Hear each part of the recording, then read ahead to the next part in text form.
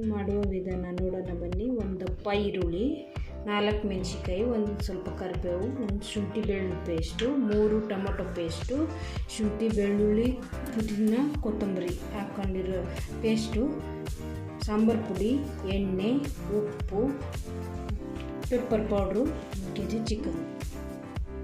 ಅದಕ್ಕೆ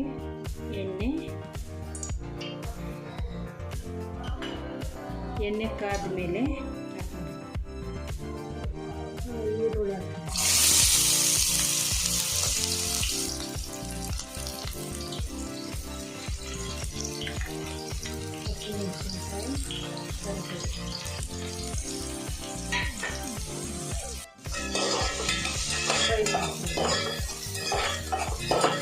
ಇದೆ.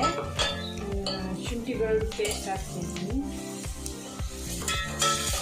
ಇದು ಫ್ರೈ ಆಗಿದೆ. ಚಿಕನ್ ಹಾಕ್ತಾ ಇದ್ದೀನಿ. ಚೆನ್ನಾಗಿ ಮಿಕ್ಸ್ ಮಾಡ್ತೀನಿ. 1 ಕಪ್ ಮೊಸರು ಹಾಕ್ತಾ ಇದ್ದೀನಿ. ನಿಮಿಷ ಮುಚ್ಚಿ ಇಡೋಣ, ಬೇಗಕ್ಕೆ ಬಿಡೋಣ. ಈಗ ಪೇಸ್ಟ್ ಹಾಕ್ಕೊಳ್ಳೋಣ, ಮಿಕ್ಸ್ ಮಾಡ್ಕೊಳ್ಳೋಣ ಚೆನ್ನಾಗಿ. ಕಲ್ಲುಪ್ಪು ಹಾಕಿದೆ, ಇನ್ನೊಂದು ಚೂರು ಪುಡಿ ಉಪ್ಪು ಹಾಕ್ತಾಯಿದ್ದೀನಿ.